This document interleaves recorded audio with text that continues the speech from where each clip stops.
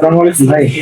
ওয়ালাইকুম আসসালাম। ভাই এবছর আমাদের নতুন বইটা কেমন দেখতেছেন, রসায়ন বইটা? আচ্ছা, নতুন বইটা একটু নতুনত্ব আনা হয়েছে এবার, আসলে গত বছর থেকেও কিছুটা আপগ্রেড করা হয়েছে।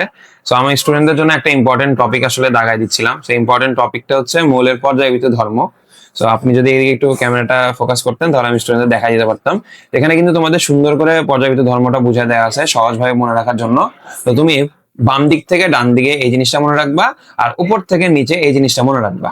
এরপর তোমার দেখো পর্যায়বৃত্ত ধর্ম, প্রত্যেকটা পর্যায়বৃত্ত ধর্মের নাম লেখা আছে।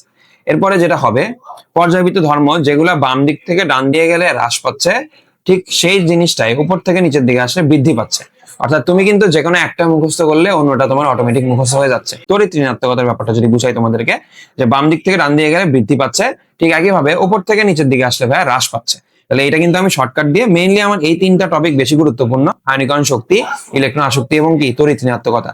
যে পর্যায় সারণীর বাম দিক থেকে ডান দিয়ে গেলে বৃদ্ধি পায় আর উপর থেকে নিচে আসলে হ্রাস পায়। এটা নিয়ে বেশিরভাগ সময় কোশ্চেন গুলো তোমাদের আসে। এছাড়া তোমার ধাতব ধর্ম রিলেটেড কোশ্চেনটাও আসতে পারে। তো তোমরা এই টপিকটা ভালো করে পড়লে পরীক্ষায় কিন্তু মিনিমাম একটা কোশ্চেন এই পুরা পর্যায়বৃত্ত ধর্মটা টপিক থেকে পেয়ে যাবা কমন। আর এটা হচ্ছে তোমাদের মৌলের পর্যায়বৃত্ত ধর্ম রাসায়নিক বন্ধন যে চ্যাপ্টারটা, এখান থেকে প্রতি বছরই দেখা যায় কোশ্চেন আসে।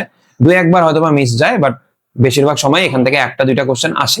তার মধ্যে পর্যায়বৃত্ত ধর্মটা হচ্ছে বেশি গুরুত্বপূর্ণ। তো আশা করি তোমরা ব্যাপারটা বুঝতে পারছো।